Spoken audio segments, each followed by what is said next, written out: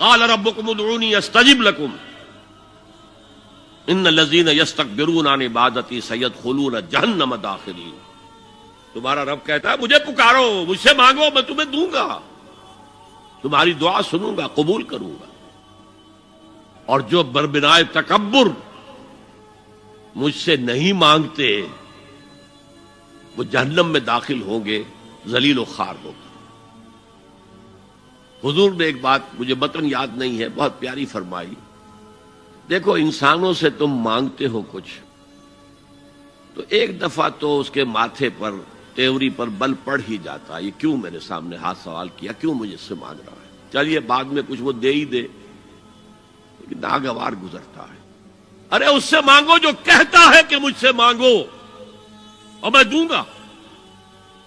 وہ نہ مانگنے پہ ناراض ہے، اس سے نہیں مانگتے.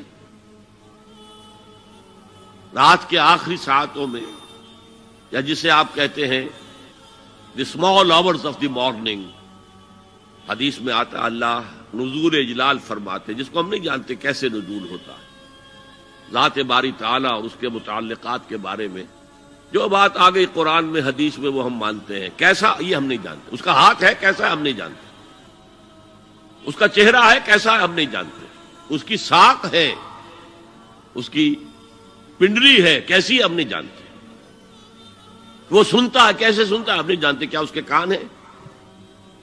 کیا اسے بھی ساؤنڈ ویوز کی ضرورت ہے سننے کے لیے؟ وہ دیکھتا ہے کیسے دیکھتا ہے ہم نہیں جانتے. وہ اترتا ہے کیسے اترتا ہے ہم نہیں جانتے. جو قرآن میں آ گیا، حدیث میں آ گیا، مان لیجئے بس. باقی یہ متشابہات میں سے ہے، اس کی کھود کرید میں پڑو گے تو فتنے میں مبتلا ہو جاؤ. ابتغاء الفتنۃ وابتغاء تاویلہ.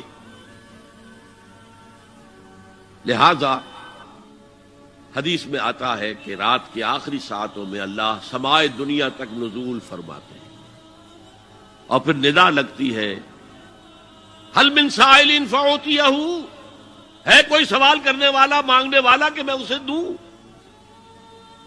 حل من مستغفر فاغفر لہ، ہے کوئی گناہوں کی معافی چاہنے والا کہ میں اسے معاف کر دوں.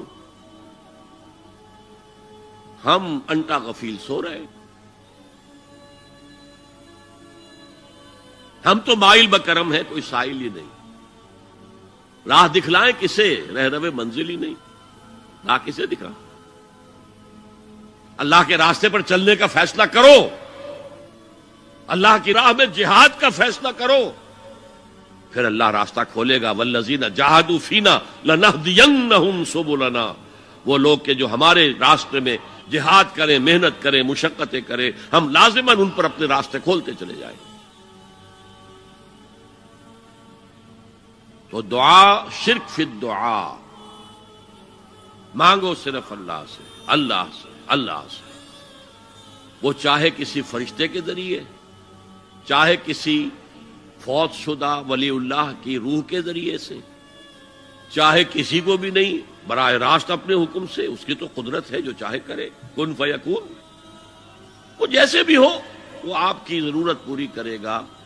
وہی ہے جو کہ مشکلات کو حل کرنے والا ہے، وہی ہے کہ رزق دینے والا ہے، وہی ہے